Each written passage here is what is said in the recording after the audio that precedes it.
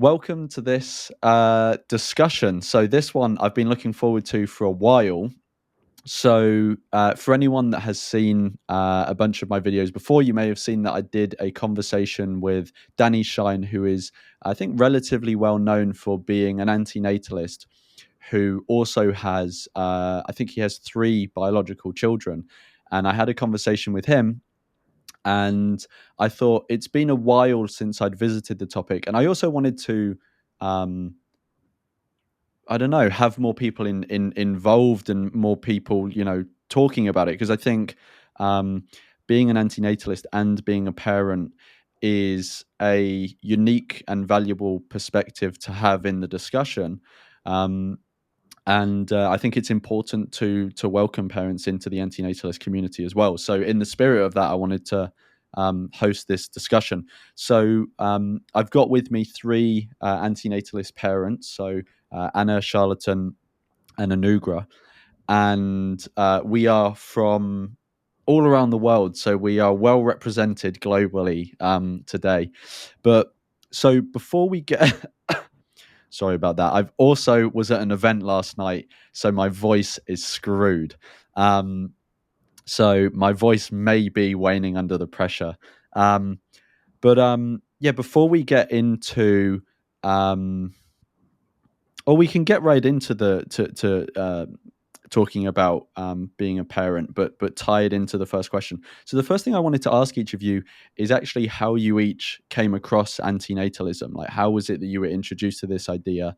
Um, and then off the back of that, do you think that your experience of becoming a parent, of becoming an antinatalist, was different from other antinatalists, given that you have biological kids? Did that sort of change the process of you becoming an antinatalist? So, Anna, would you like to go first? Sure. Well, to me, becoming an antinatalist was a process. I, before becoming an antinatalist, I knew some things about it because my sister was an antinatalist even before she knew that there was a word for it. So I knew some things, but I also, unlike her, I wanted to have kids. I wanted to have a family. I think I was very influenced by the fact that I was raised in a Catholic family Mm, in a very religious country where it is expected that you have children, that you have a husband, that you have a family, and so I did. I actually wanted to have kids. I never thought about the ethical implications of having children. So I had my children, and while they were growing up, living the baby stage, I started noticing that they were getting sad, they were getting angry because of little things that may sound silly to me, but they were actually angry, they were sad. So I started questioning myself, who gave me the right to impose such discomfort to them? And you start thinking about it, and finally I thought, what gave me the right to impose life to them when I love them so much? So but I was not an antinatalist there. I just was questioning myself. But then my youngest, he got sick. He spent 5 days in the hospital. I was with him all the time. So I saw him in pain. I saw him crying, and it hit me. It hit me. I understood how selfish I was to impose life upon him, upon them. So I think that's when I became an antinatalist, because I understood that I was not able to guarantee anything to them. And I realized that no matter how much I love them, that love wasn't going to stop them from feeling hurt, from feeling pain, and in just little things, or not little things, but natural things, like they will experience hurt, pain, for natural things, like they will experience the loss of a loved one. They love very much their grandparents, and if nature goes as intended, my parents will die, I will die, my husband will die, and and I feel guilty because I will make them suffer, I will make them feel pain, because the decision I've made of having them. And there's also one thing: me being vegan um, makes me makes me a little heartbreak, just to think that they may not become vegan when they have the time to make the decision, and they will turn if they turn to animal abusers. That will be totally on me, and that that makes me feel guilty, feel sad. And unfortunately, that's how I became an antinatalist, having children. Yeah, thank you so much for sharing that. Um, and it's it's actually really interesting, and this is why I said it was a valuable perspective, because I think a lot of people, well, I don't know about a lot of people, but some people say that, you know, parents for whatever reason cannot be antinatalist, and to be honest, any of the reasons that they give just really don't make sense to me. They're just not coherent. um and obviously, like, my understanding was, and it seems like this may have been the case for you, is that actually being a parent could actively lead you to becoming an antinatalist, because it can, it if you, because like antinatalists, like, talk all the time about, not bringing someone into existence, but perhaps the people who actually have brought someone into existence are the most in contact with the suffering that that person will go through. Now, obviously, it's not all the time. Like, I spoke to an antinatalist doctor the other day and did a recording with him. So he is obviously very much in contact with the suffering that people go through. And he hasn't created anyone. But yeah, it's a really interesting and valuable perspective, the one that you've just shared. Um, should we go with Charlatan? Do you want to go next? So, how did you come across the idea of antinatalism, and do you think that your becoming an antinatalist was different because you are a parent, or do you think it didn't really have an impact? Yeah. First off, thanks for having me on. Um, yeah, I think I start with my upbringing, like maybe a short, um, brief history of my life. Like, I grew up non-religious, so um, like the religious pressure of, like, maybe having to create children, so there was none on me. Um, I never thought about really that much about the ethics when I was younger of having children. I wasn't really interested in having children, but I didn't rule it out. So um, in my teenage years, I was interested in Buddhism, Zen, Taoism, which I think shares some similarities with antinatalist philosophy. Um, yeah, when I was 20, I became a father out of an unplanned pregnancy, and I lived for most of the life of my child. We lived in a patchwork situation, and now for some time I'm a single father. Um, when in my 20s, I started consuming a lot of philosophy discourse online, and I came across veganism and was convinced by it. And shortly after I became vegan, I heard about antinatalism. and it was really intriguing for me, the idea. I never thought about the ideas of antinatalism, but I think it got me, like it there was something about it which really spoke to me.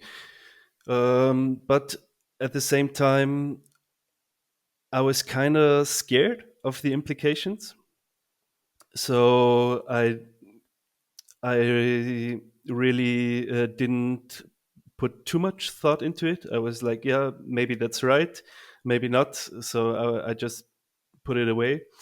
And um, a few years later, I think 2 years ago, I revisited the arguments and read David Benatar's work, and I became convinced. And since then, I would say I would call myself an antinatalist, which in my case means that I think that creating someone is inflicting harm on them. But with the prescriptions that rise out of that, I think I have a position on the prescriptions, but it depends really which variables you look into, which future models you consider. So there are a lot of different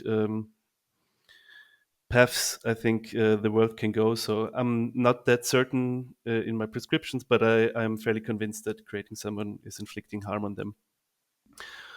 And yeah, I thought about maybe what's different to other parents, to other people who become antinatalist. I'm not really sure, like, what are the most common reasons for people to become convinced of antinatalism.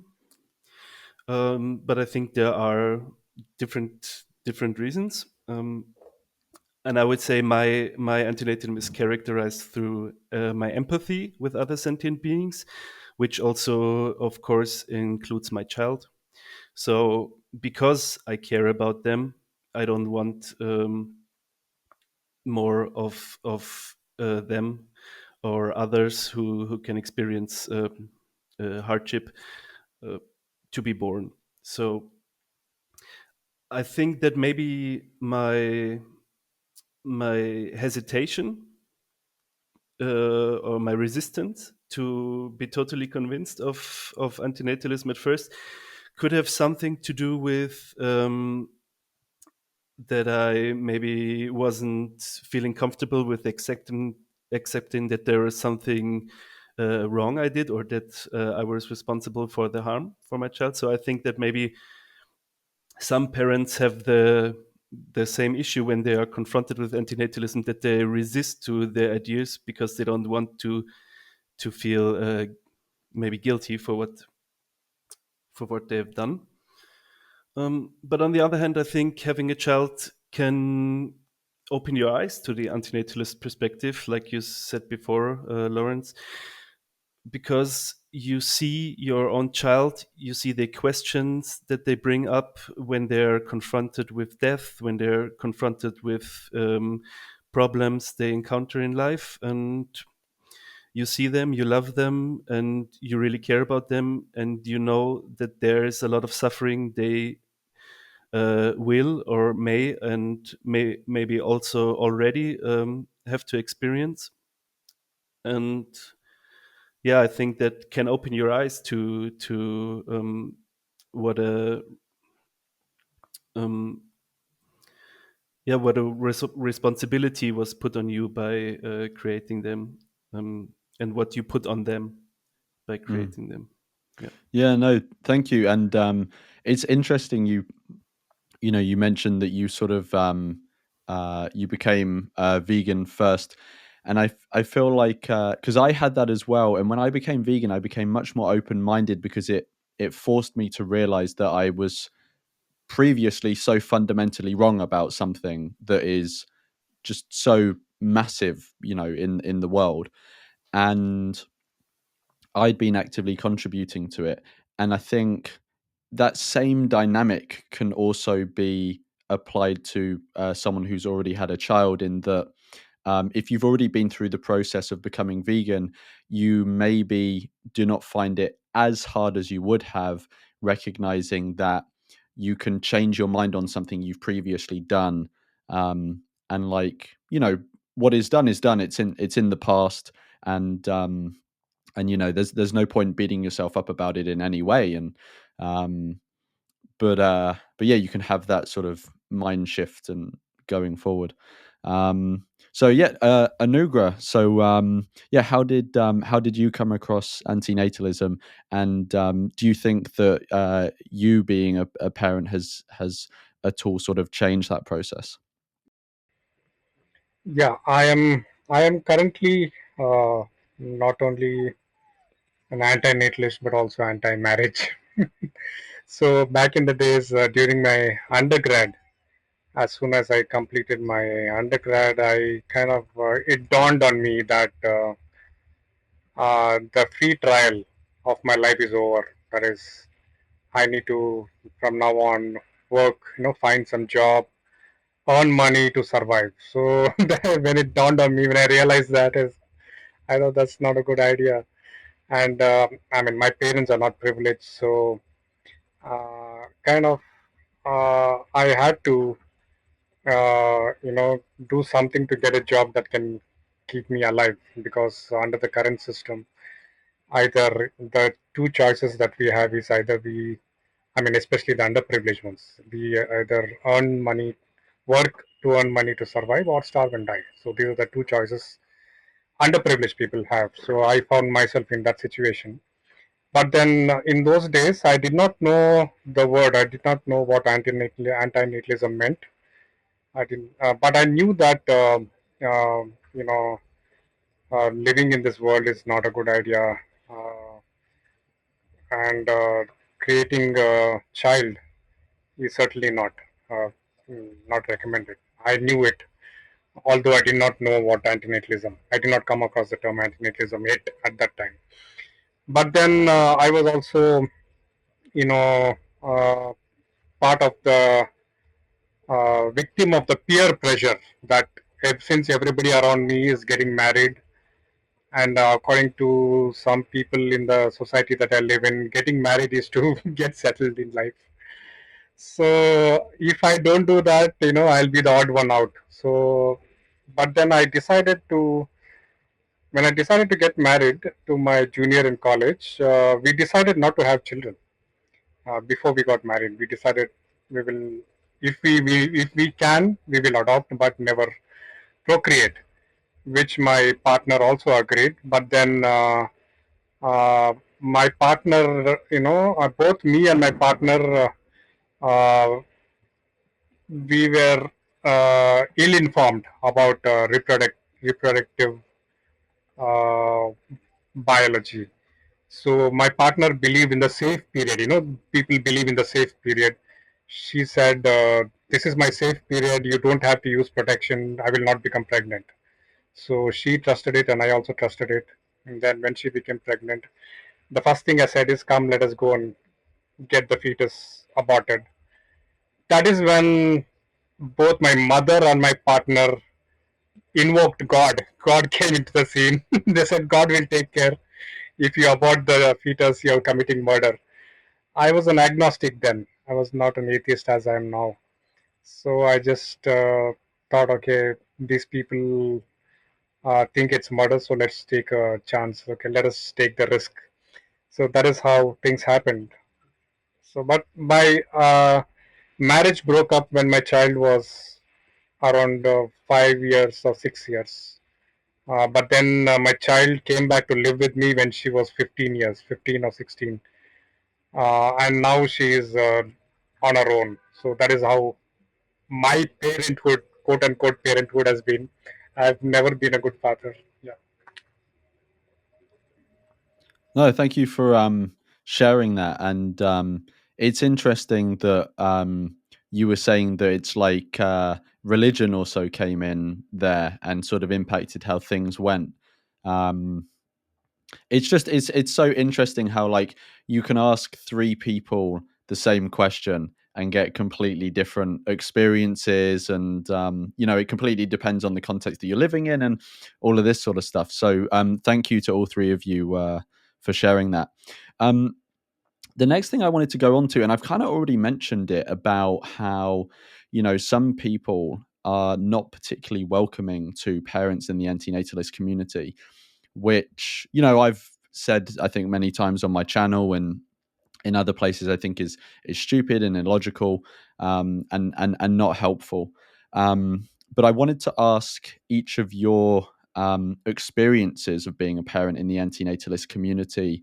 Do you feel like you need to hide the fact that you're a parent, or are you comfortable being relatively open about it? What's your general experience been like? So maybe, Charlatan, should we go with you first this time?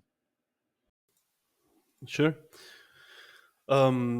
Yeah, I think first I got to say I'm not that much in contact with antinatalist communities online. Mostly do a lot of have a lot of contact with people in the animal rights movement, as I do animal rights activism myself, and there I use forums on antinatalism, or I had some presentations on antinatalism myself. I did some in different vegan communities, and I think they were really open-minded to it. But also there are some people who give a lot of pushback, but they were mostly like non-antinatalist. In the antinatalist communities I encountered, I didn't encounter hostility towards parents, but there is a part of the online communities where I think I have a different viewpoint. So there are some people of the antinatalist community who view having children as a burden on themselves. So that it's more like maybe that's more the child-free movement, where they hold the position that having children making your life more miserable, and you're burdening yourself, and without children everything is much greater. So while I think it's fine for them to hold the position, I also find it important for antinatalist parents to be honest about it. And in my case, that means that for me personally, so my child is for me the greatest source of joy and fulfillment, and the responsibility I take on for them gives me a lot of purpose. So there are a lot of like personal benefits I get from having a child, and I think that's important to acknowledge. Of course, that doesn't mean that you are therefore justified to bring them into existence. So you can acknowledge both at the same time, that children might, which might not be the case for everyone, but in my case, my child is a great source of happiness, fulfillment, and purpose for me. But at the same time, I think I'm not justified. I wasn't justified in creating them, and it would have been better for them, as it would have been better for me and everyone else not to be created. So I think if we, in the Antinatalism community, if we um, acknowledge that, it would it could work against the stereotype of antinatalist just disliking kids, um, which I think, yeah, doesn't seem to be the case for a lot of people. And for a lot of people in the antinatalist movement, their antinatalism is characterized through the empathy they feel for other people, and the children are maybe the people you feel the most empathy for. Yeah. Yeah, no, 100%. Thank you for sharing. Anna, what's your experience been like?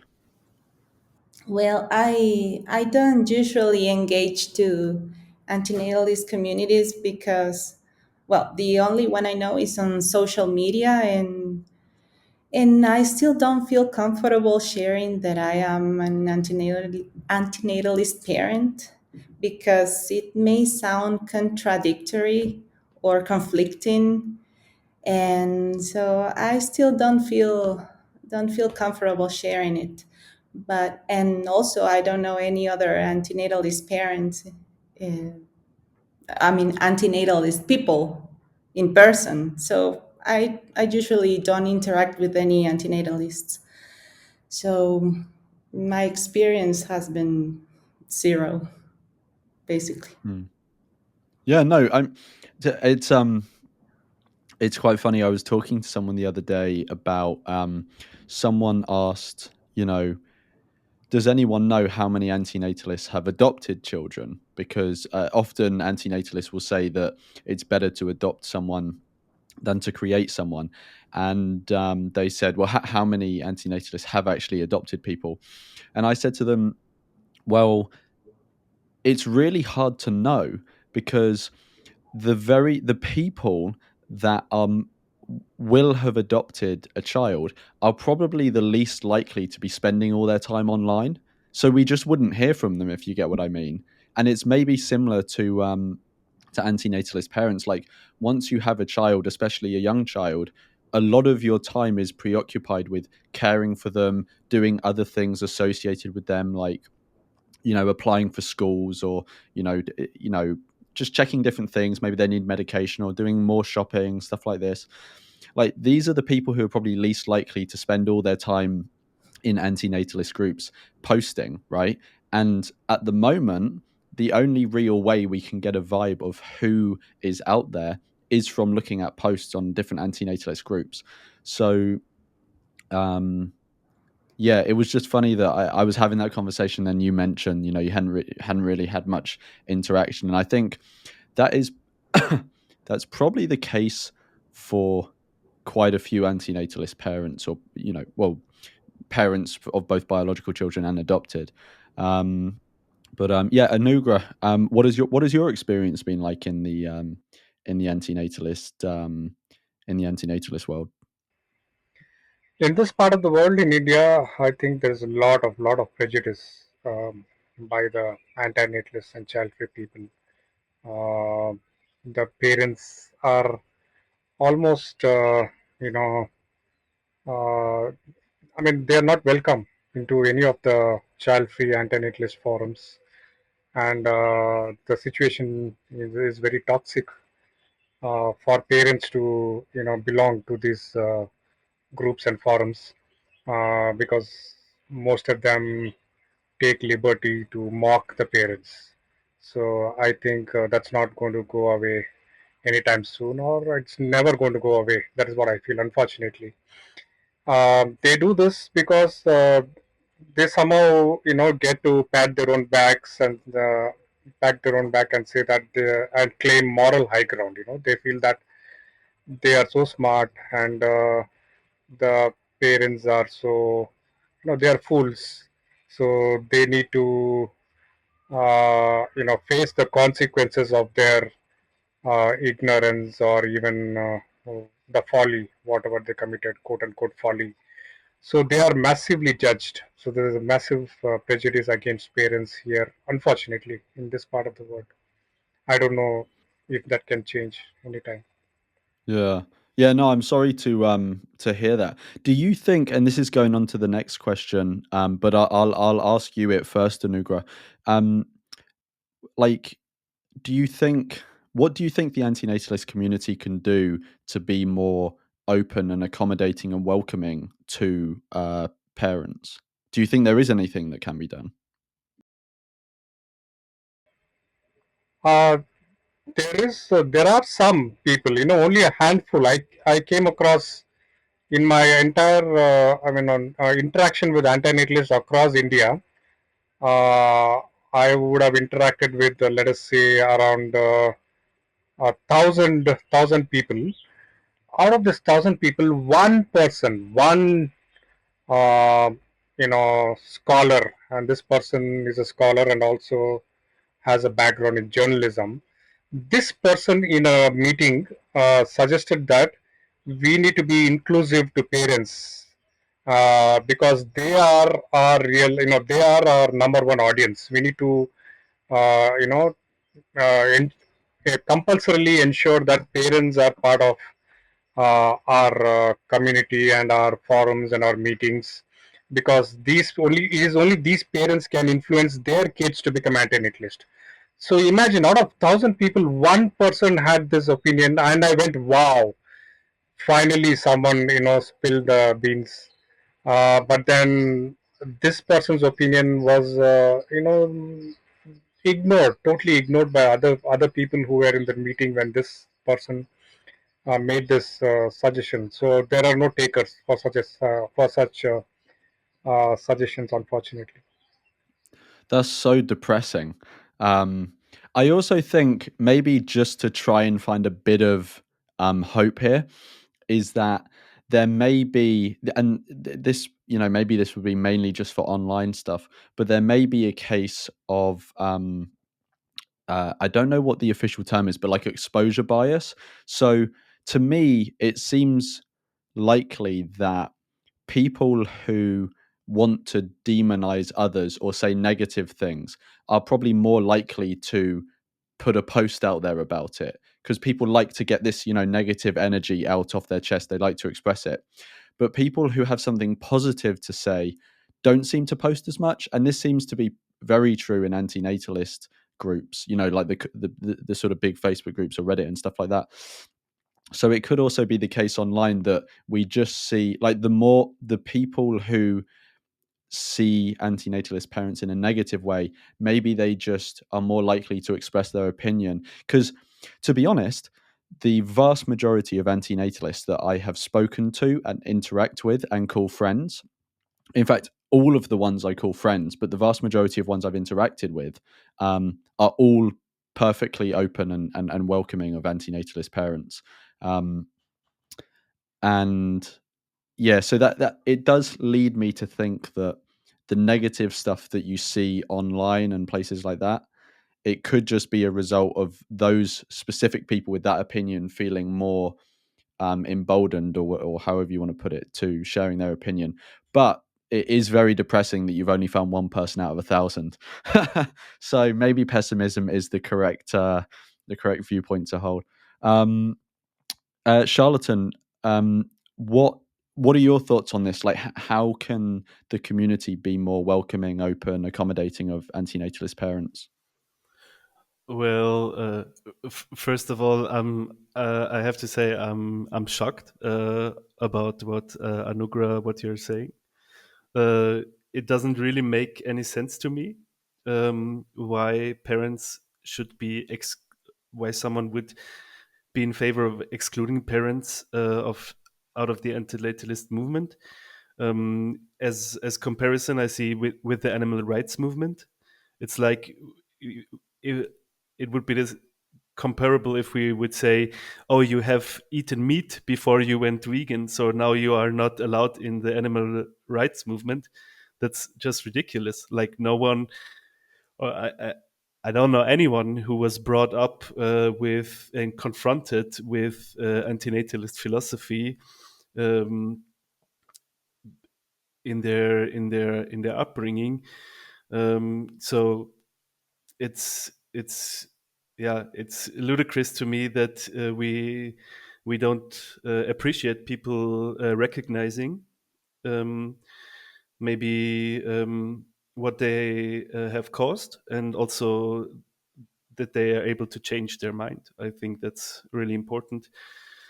Um, for what I would say would make parents more accommodating, feel more accommodated. I think maybe dedicated forums on online spaces would be a nice thing for parents to exchange their thoughts, experience with their family, their friends, and also about maybe how they communicated antinatalism to their children, or if they communicated it to them.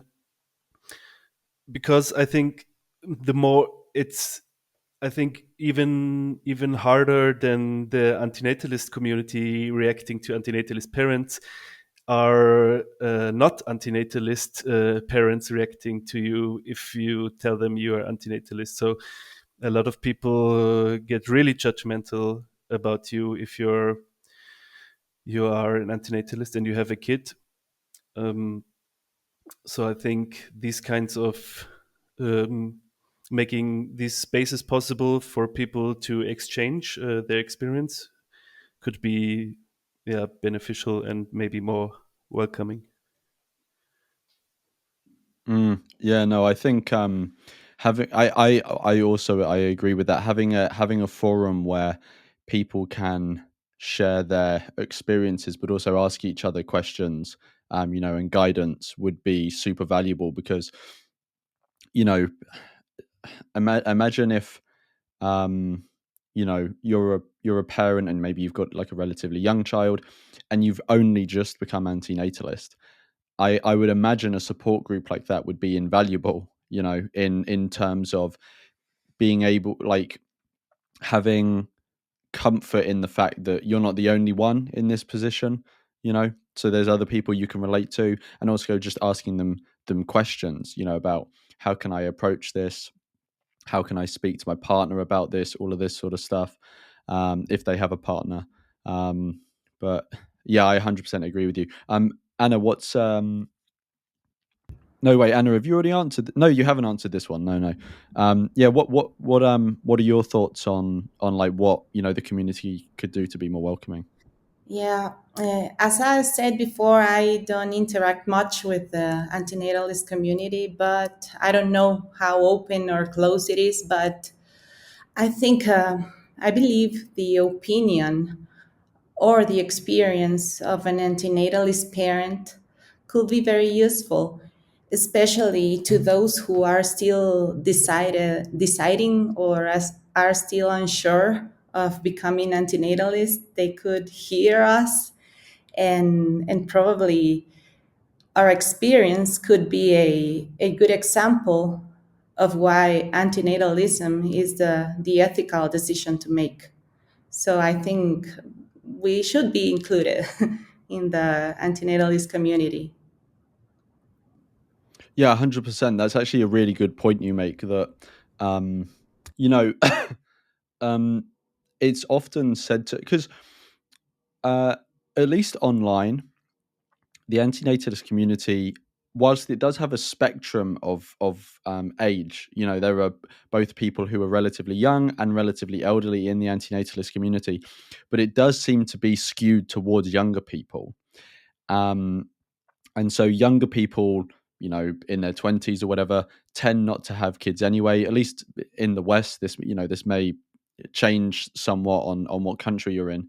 Um, and so I've received this myself, and I've seen other people receive it, that when you're talking about antinatalism, people can say, well, what would you know anyway? You haven't had a kid, you don't know what the experience is like, all of that sort of stuff. You're young, you're naive, you're speaking from a place of inexperience, and you're getting too big for your boots, as the saying goes. And yeah, I agree with you. I think it's a really valuable perspective to have of antinatalist parents, because they can say, well, actually, no, I have had a child, and I have my child, and I love my child, and I want the best for them, but I also still hold this other opinion. And it's not as easy for those people to just reject you, because you're not speaking from a place of ignorance and inexperience. So yeah, I 100% agree with you, and I think, like, antinatalist parents should be welcomed into the community anyway, just because they are antinatalists, right? Them being a parent is no reason to treat them any differently. But there's also this additional thing of, actually, their experience and their perspective could actually be more valuable in some ways. Um, so yeah, I don't think antinatalist parents should be included in the community just because their viewpoint is valuable. That is one reason, but they should be accepted because they are part of the community. Um, so yeah, and actually, so I had a question off the back, um, of, I can't remember if just I said it or one of you said it, but I just quickly wanted to ask, and this wasn't one of the questions I sent you guys ahead of time, so please, if you don't want to answer it, then please just say, and you don't need to answer it. But I wondered if any of you had any thoughts on how someone, let's say you are an antinatalist parent and you have a partner who you're parenting with, but they are not antinatalist, they don't share this viewpoint with you. Do any of you have any thoughts you'd like to share on how you can navigate that relationship and that dynamic? Anna, I know we spoke about this before the recording. Did you have anything to share? Yes, my husband is not an antinatalist, and we share the same values and in raising our children, but sometimes he's like, let them be, don't be so overprotective, and life is hard, so let them experience it. And I'm like, life is already hard, so I will make everything I can to make my children's life easier, to make them as happy as I can while I can. And um, that is the thing. We're not alike with my husband. He believes that we should let them suffer in little things, but I don't. I if I can help them put in their shoes, I will do it. And my husband is like, no, let them do it. And that is the discrepancy we have. It's still little, a small discrepancy, but I believe that it will grow as my children grow too. The discrepancies between my husband. Mm, But so far, it hasn't been very hard. So we're still figuring it out. mm. Yeah, no, thank you for sharing. Anugra or Charlatan, do either of you have anything to add on that, or should we just move on? Can you clarify maybe again the question? Did you, as I understood it, if people are thinking about having children and one is an No. antinatalist? So it's if you are an antinatalist parent, so you already have a child with a partner, maybe you're with the person you've had the child with, or it's a new partner, but your partner is not an antinatalist. So you both are raising this child, but you have different perspectives when it comes to antinatalism. Do you have any thoughts on how that can be navigated? Well, I think as antinatalism concerns itself with bringing them into existence, not really raising them, I think it doesn't really matter that much. But I think if you are in a traditional relationship where your partner wants to instill values like you have to have children yourself, that's like maybe your purpose or something, I think that would be really difficult. But on the other hand, I don't think if antinatalism affects it so much. And um, with what Anna said, like would disagree a little bit on my approach, because I like how I understood it. So I think there unfortunately the child is already experienced suffering, so there's just some things where you have to let them suffer instrumentally to learn something that they will avoid greater suffering later in life, which of course you have to be really cognizant about. But um, I'm sure that that's not what you meant, but I just thought about, oh, I don't want to have my child to suffer, so I do everything for them, and they have to do nothing, and they always stay babies. Um, Unfortunately, you have to prepare them to live in this harsh world. So, um, yeah, I think it's it's also valuable to sometimes use instrumental suffering for them to learn something. Mm. Yeah, Yeah, no, thank I'll you. keep it at that. And Anugrah, do you have any thoughts on this question? Yeah, I think if your partner is a theist, a believer, it would be next to impossible to convince them to become an antinatalist, because obviously they think that child is a gift from God, God's gift, and they also believe in this soul theory. They believe that there are a lot of souls hovering around in the space there, and then if you're a good person in the sight of God, your child will get one of those good souls into the, that will be implanted. God will implant it into the fetus.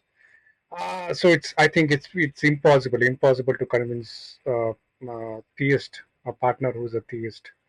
So that's what and that is the problem that I face, and I see my friends facing too. So that is the drawback. Mm. Yeah, so you've got like two things there. It's like they're not antinatalist and they believe in a god. So it's it's like a double whammy. So my next question, and this is somewhat related to what Anna and Charlatan mentioned, was about um, the the responsibilities of a parent to their child. Um, Now, I think it would be pretty hard to find any parent who doesn't think they have responsibilities their child, right? I think no matter what your perspective is on life, basically everyone agrees that if you have a child, you have some sort of responsibilities to them. But I wondered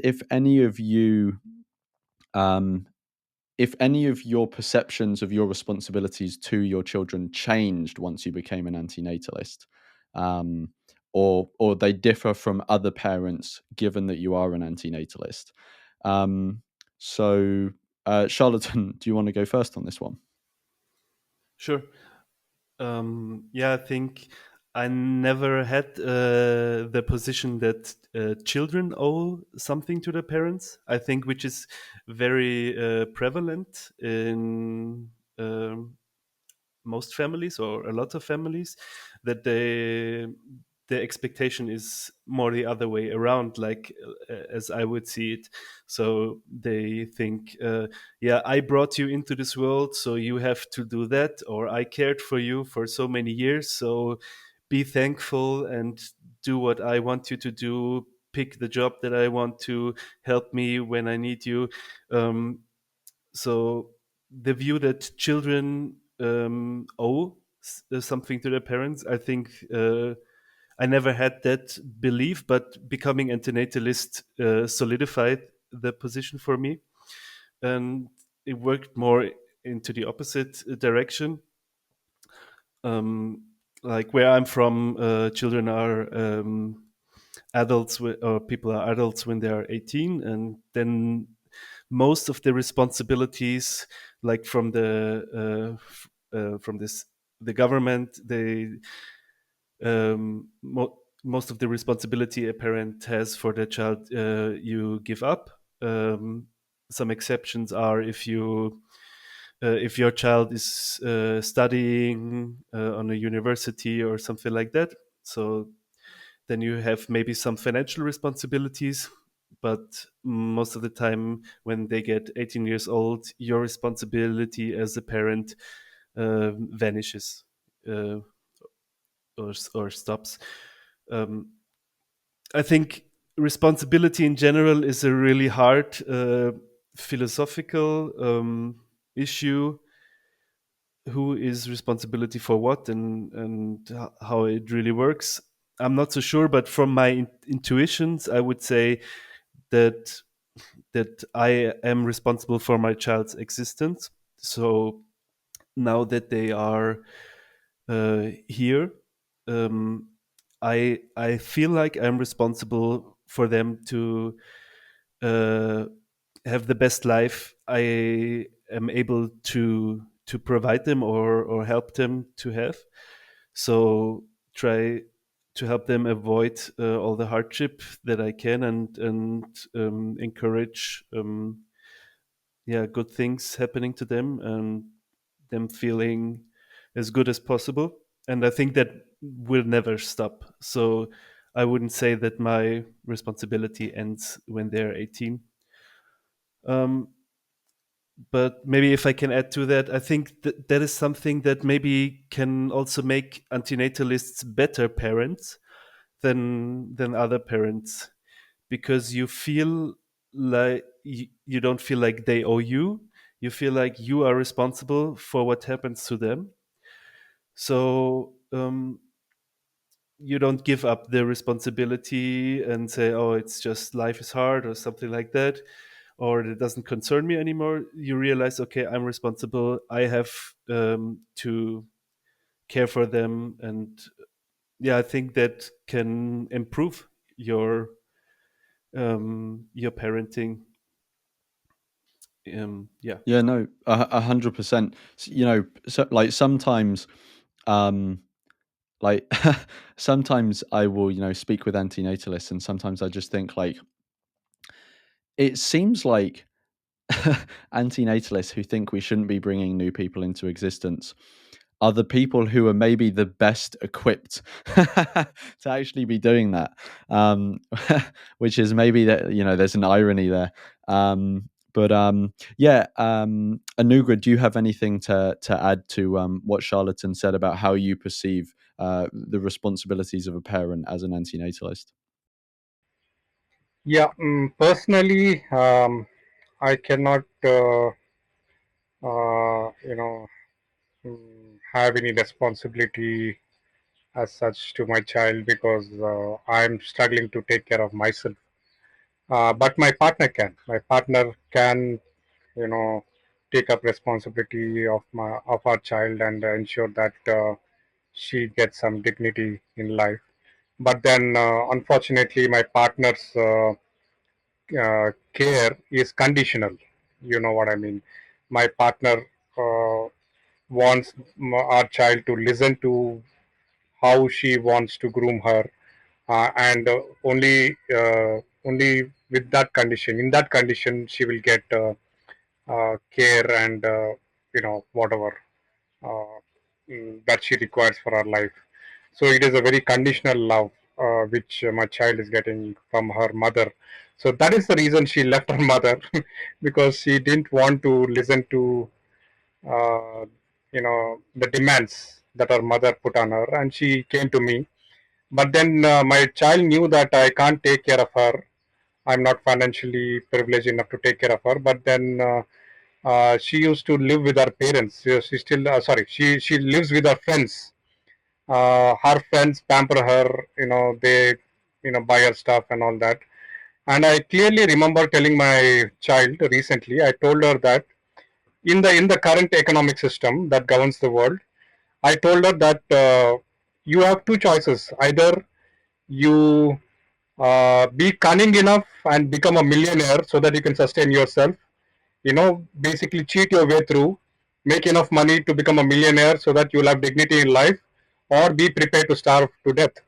So these are the only two choices that you have in the current economic system. That is, and she understands. When I said this, she understands what I meant. So since I read about antinatalism, I've been very open about euthanasia to my child and to all others. I tell them that painless exit is the only way to get get ultimate freedom from sentient existence, especially if you are an underprivileged person.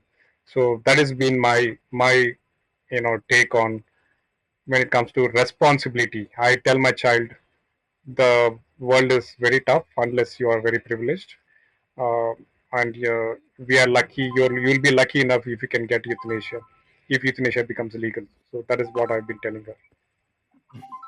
Yeah, it's interesting. There's actually just been a development in the UK with like access to assisted dying is not legal in the UK, but there's been some progress towards it. And Yeah, it's actually quite interesting. So I think I don't know if you explicitly said this, but I think you were sort of implying it, or it was implicit in what you were saying, that as a parent who's brought someone into the world, understanding and having an antinatalist understanding of that, it may also put somewhat of a, again, I don't know if this is a responsibility on your part, but like in some way advocating for them to have the option of a graceful exit at some point. um that's an interesting one. I hadn't thought of that. So if you've brought someone into the world, there may be more of a weight on your shoulders than other people's shoulders to advocate for there being the option of a graceful exit for everyone. Now personally, I think everyone should be advocating for that, but it's an interesting point. I hadn't thought of it from that perspective before. Yeah, Anna, what are your sort of views on this, on the responsibility of a parent? In Latin America, it's very common to believe that children owe everything to their parents just because they gave them the gift of life. So it's very common to expect children to take care of their parents when they get old or when they get sick. It's even expected that children are company for their parents. And even before I was an antinatalist, I never believed that. I don't think that is correct.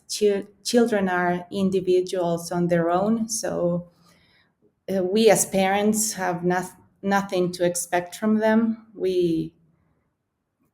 I am well aware that was my decision that make them that that made my children exist. So I don't expect anything from them, but you said responsibilities. I will use the word. I feel more accountable for them. I feel accountable for their well-being. I try to be the best mom I can be. But I can tell you that maybe I am more responsible than most pronatalist parents I know. And but no, my way of thinking about responsibilities hasn't changed a lot. Mm.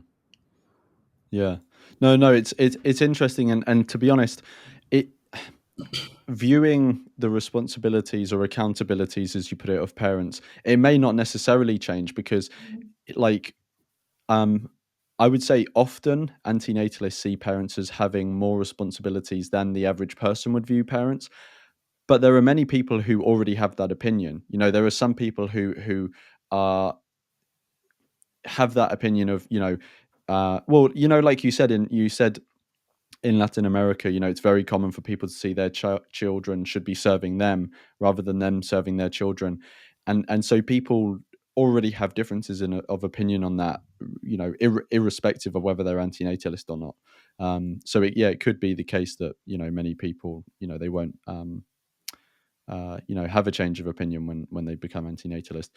Charlatan, did you want to say something? Yeah, I just wanted to add to what you said before, that you think that maybe those people are more suitable for being parents. Oh Like yeah. I'm not advocating for antinatalists to be parents, of course. Um, uh, if they would adopt, I think that would be a great thing. But it's so funny because for most people, they don't really think about the implications for their child when they create them. So they think about what I want. Do I want a child or do I not want a child? Can I do it? Is it too much responsibility, too much work for me, or something like that? But and as you all know, everyone can make children. So people who are financially, mentally, physically unfit, everyone can just make children. And I think antinatalists could be better at parenting because they take the issue really seriously, because they recognize how serious it is to have a child. and to care for them, which maybe is not that much seen in pronatalist communities. Yeah, no, 100%. I realize we've hit an hour, so I've got one more question for you guys, and then I don't want to take up too much of your time, so we can finish after that. So my last question was, so when and how do you think an antinatalist parent should approach a conversation about antinatalism with their child? If you would introduce the concept to them, do you think there's a specific age or level of development that should happen? And how do you think that it should be introduced? Anna, do you want to go first on this one? Yes. Well, I think it's never too early to start talking about topics like veganism or antinatalism to children.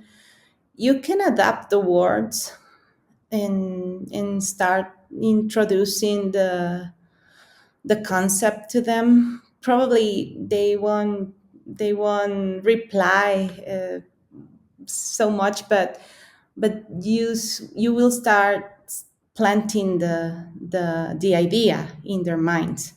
So my daughter, she was fighting with her brother, and she said, when I have kids, I only want to have girls because boys are not nice. So I said, why do you want to have kids? As I started asking her questions, because even though I never talk about having children or getting married or anything, in the society it's very normalized to have children and to have a partner. And so whenever I can, I talk about maybe adopting, or how starting life is not a correct thing to do, not using words like ethics or morals, or no, just start life not correct, and things like that. So I think no matter the age of the children, you can start talking about antinatalism Mm. at every stage of their lives. Yeah, and it's quite interesting that you were saying that you don't even need to necessarily actively go out of your way to introduce them to the concept, but because they will get ideas from the background culture, this will come up, and then in your response to how you handle it, you can then come at it from an antinatalist perspective, rather than sitting them down in a chair and getting up a PowerPoint or something like that. So yeah, no, that's interesting. Charlatan, do you have any thoughts on this? How and when you should sort of, or if you should approach this topic?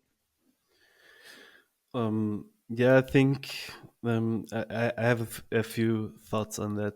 So, firstly, I would say I think you have to be really careful when talking to a child about antinatalism, because I think it's important to not give them the feeling that you may regret them being born for your own sake. So, which of course isn't true, but you might convey that accidentally if you're not careful about that. So that they think, oh, I'm wrong for you, there's something wrong with me, and that's totally like not my position. So I think that is something you have to be careful. In general, I try to be humble about my positions. If I think back 5 years or 10 years, I have had a lot of different positions and ethical position, political positions, everything than I have now. So I might change some of my opinions, and others may stay the same. So I think when I talk to my child about philosophical stuff, which often comes up because my child is very curious and has a lot of thoughts about life, I'll try to give them epistemic tools, because I think there's a lot of bad things in the world stem from people having bad epistemic tools. So I use the Socratic method when they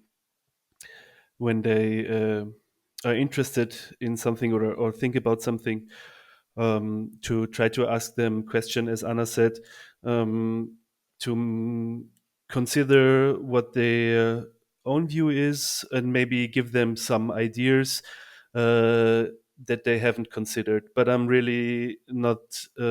I don't think it's a good place for me to sit them down and lecture them what is morally right and morally wrong. I want them to explore their questions on their own, and I'm here to guide them and support them. So I had some of the experiences. Like, I remember I was driving in the car with my child, and uh, I think we heard something about climate change in the radio, and we started talking about it, environmentalism, protectionism, climate change. And so then I just asked her, like, what are her thoughts about, would it be good or bad for less or more wild animals to be born? Um, is there a harm or a gain for the beings or the potential beings? Stuff like that. So antinatalism can come up, or the ideas can come up in a lot of different conversations. But as I said, I try to be careful, not to give them the feeling that I regret them for my sake. So yeah, I think the best thing is to ask them questions and guide them in exploring their own ideas. No, 100%. I was actually speaking. It was quite a while ago now. Actually, I was with a friend who he's also vegan and antinatalist, and we were talking to another one of our friends. I can't actually remember who we were talking to, but you know, we would they asked us the question, what would you do if you accidentally had a child? You know, with someone that you were dating or a partner. Um, and we both said that we feel like there's two types of regret, right? When it comes to having a child, there's regretting having brought them into existence, but then there's regretting having them in your life. And I think that you can regret having brought someone into existence, but not regret having them in your life. You know, you can be happy that they are in your life and you can love them and have a valuable relationship with them, but still on an intellectual level recognize that it would be better not to bring them into existence. But Anna, you have something to add.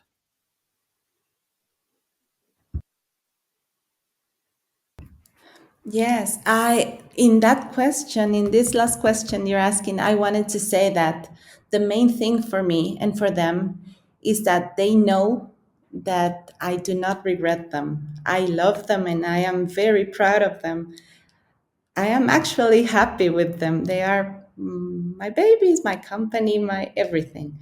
And I never want them to make them feel hurt and I never want them to believe that I regret them. I do regret the fact that I bring them into existence. That I am able to tell them.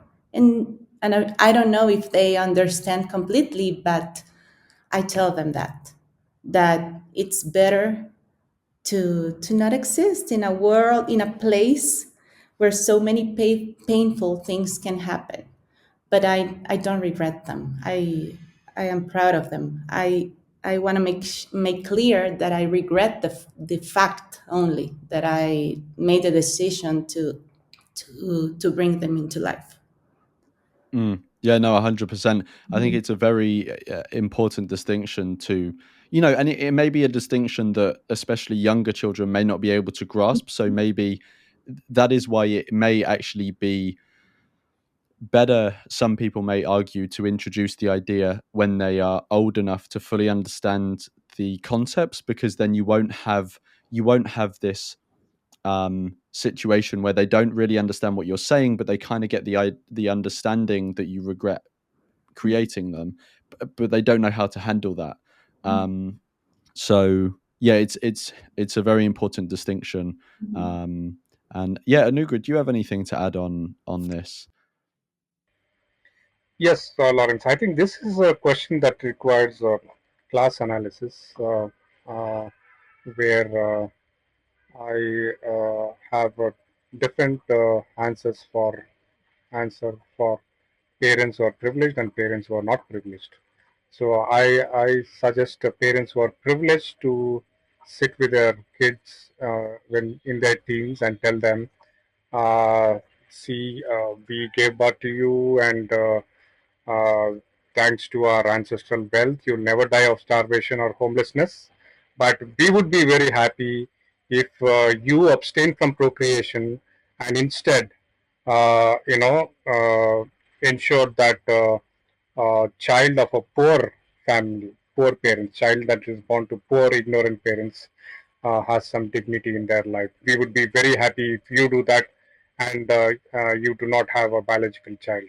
So this is what I would expect privileged parents to tell to their teenage children. Uh, when it comes to underprivileged parents, uh, when they are talking to their children in their teenage, they have no other option but to apologize to their children and tell them that we were ignorant. We are very sorry that we gave birth to you into this, especially in this system, in the current economic system, which actually thrives on inequality. And we would be happy. Uh, we would not only be happy, but we would fully support you if you join with others and fight to the extent of even giving up your life uh, to fight against the system, which breeds on inequality. And we would join you in this fight. And we apologize. I think that is the only thing that underprivileged parents can tell their children once they come to know about antinatalism. Right. So you think, and I assume when you say privileged and underprivileged, you mean sort of like in economic sense, having the access to resources and stuff. Yeah, exactly. I'm talking about in a Yeah. class analysis, high class Right. and low class. Right. So, and your view is that if someone is, if there's a parent who has, large access to resources and that, they're relatively wealthy, then they have a responsibility to, or they should, communicate antinatalism to their child in, as sensitive a way as they can, but also add on top of that, whilst we have brought you into existence, we, whilst we're still alive, will try and help others who also exist, and we'd be very happy if you, given the resources that you have access to now that you've been brought into existence, we'd be really happy if you would joined us in trying to make the world a better place for those who are less advantaged. And then if someone is in a underprivileged situation, they can only apologize and communicate antinatalism to their offspring and encourage them to again make the world a better place, but maybe it would be more through campaigning rather than um, uh, giving resources to someone or something like that. I think it's an interesting one. I think because if I, in some alternate universe, if I had a biological child, or if I in the future adopt, I definitely would try to bring up my child in such a way that they naturally want to help others and make the world a better place for both humans and non-humans. So yeah, I think I don't know. I don't know if it is. Yeah, it's an interesting one if that like directly ties to antinatalism, but I would definitely say that it's a good thing to instill in your child. It maybe would directly link to antinatalism because it's I guess it's an antinatalist parent trying to do damage control, I guess. Like, you have already brought someone into the world, and to try and limit the harm that they will do, and it may just be completely unintentional harm, you try to communicate these things to them. So yeah, I can understand that. Well, the last question I was going to ask, but I won't ask it because we've gone a bit over time, was about whether it would be beneficial to have a space that antinatalist parents can, get in contact with each other. And I think Charlatan already mentioned this. So, and to be honest, I assume it would be beneficial. I don't think anyone's going to say, no, I don't want the opportunity to talk to, other people who can, provide advice and stuff like this.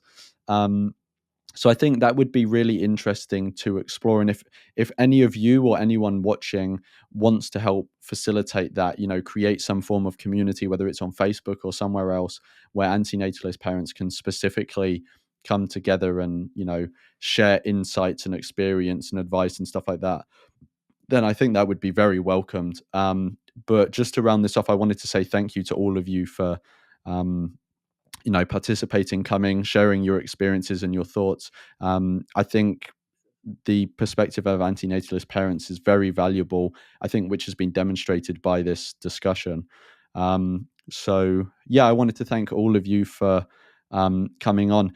If any of you have anything that you think, any links to anywhere, certain websites or videos or books or anything that you think would be helpful to other antinatalist parents, I'll send you a message each after this recording, and you can send me any of those links or stuff like that, so that people can access it down below if there's any other antinatalist parents watching. But yeah, I wanted to say thank you to all of you for joining me in this discussion. It was Thank a pleasure. you. Yeah. Thank you. Thank you. Thank you for having us.